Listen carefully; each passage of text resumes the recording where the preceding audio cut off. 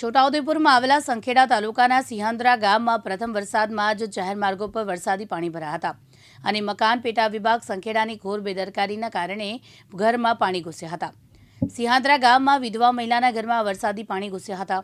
રાયલીબેન નરસિંહભાઈના ઘરમાં વરસાદી પાણી ઘૂસ્યા હતા। આ મહિલા ઘરમાં એકલા જ રહે છે। આ મહિલાના પરિવારમાં કોઈ નથી, પુત્ર કે પુત્રી। આ મહિલાને કોઈ નથી। પાણી ઘરમાં ઘૂસી જતા મહિલાના માથે આપ ફાટ્યું હતું। અને અમારા સિંહાન્દ્રા ગામમાં સુથાર ફળિયાની અંદર જે આરસીસી રોડ બનાવવામાં આવેલો છે એ આરસીસી રોડનું લેવલ ઊંચા હોવાથી રૈલીબેન નરસિંહભાઈના ઘરમાં પાણી ઘૂસી ગયું। હવે બેનને વિધવા બેન છે, કોઈ છોકરો કે કોઈ સંતાન નથી, એટલે ઘરમાં નુકસાન છે। બેનને હવે કોઈ આધાર નથી, તો જેમ બને તેમ અધિકારીને સહકાર આપવા અમારી નમ્ર વિનંતી।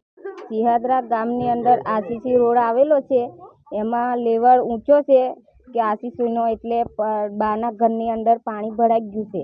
એનું નામ છે રાયલીબેન નરસિંહભાઈ।